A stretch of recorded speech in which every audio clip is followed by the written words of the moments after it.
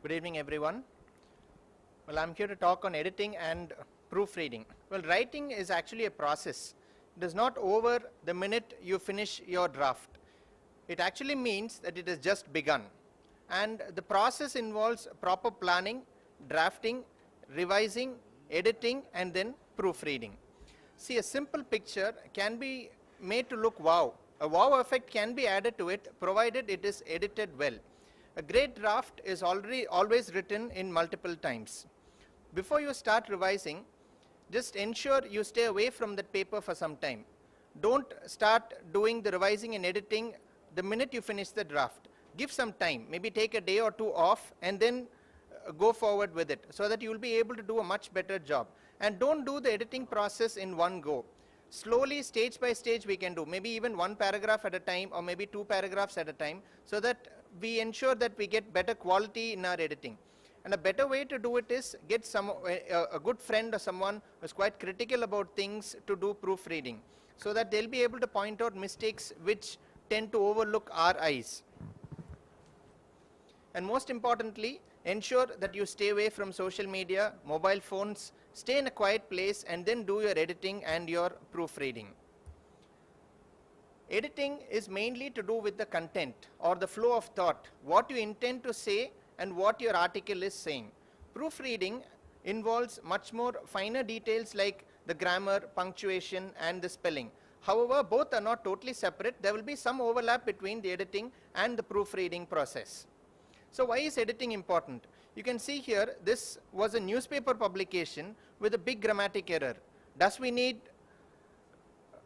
really need a liquor control ban? Well, this is something very basic which we feel is stupid. It doesn't mean nobody did a proofreading or nobody did a editorial review. It just means that maybe they did it at a time where they were not supposed to do it. So a proper editing is very important. These things give a glaring mistake.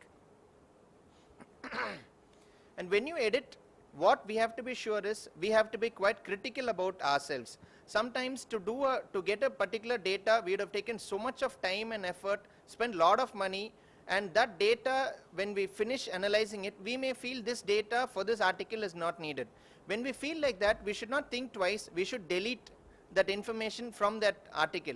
That will add a lot of sense to it rather than giving unnecessary information and confusing the thought process and not exactly communicating what we intend to do.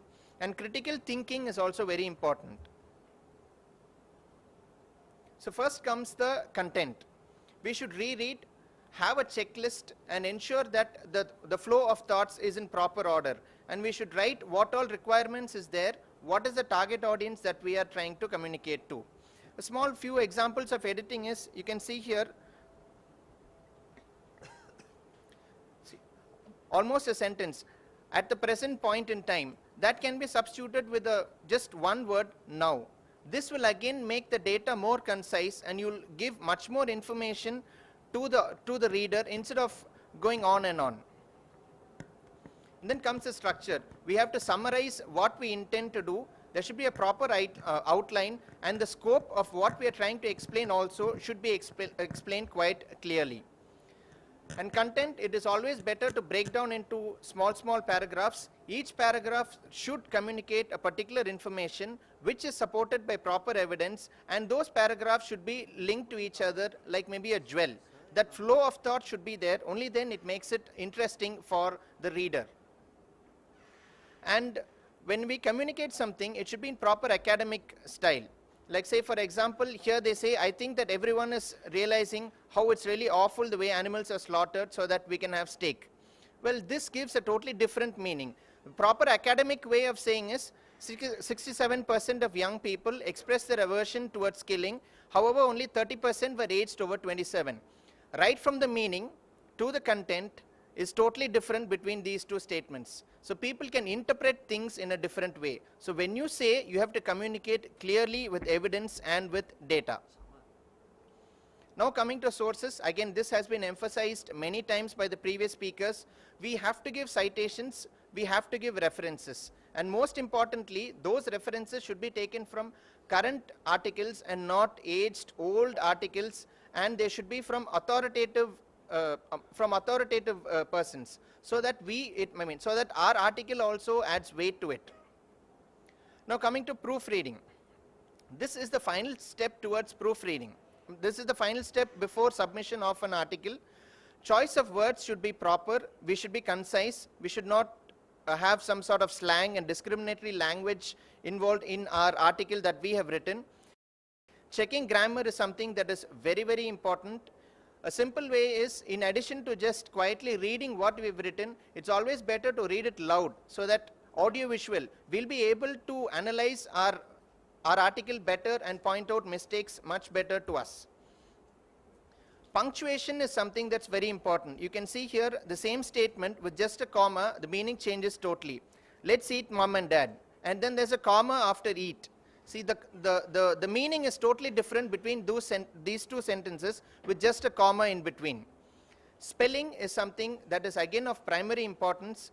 This is, of course, it can be believed it is the least important, but it is the most glaring mistake. As I showed earlier, that liquor ban, I mean, there's a lot of sense to it. So we can always use an automated spell checker which is available free of cost, but then these spell checkers sometimes do neglect certain words, and it gives us certain unnecessary information also, like all our medical terms that we used will be labeled as wrong. So that again we should be cautious. If you use a spell checker, it doesn't mean it'll identify everything. We have to physically go through everything and ensure that the spelling is right. Formatting again is very important. Ensure that the flow of thought is correct in the article that we have written. I'd like to thank Nirmal sir and Dr. Sharmila for this wonderful opportunity for having me part of this instruction course.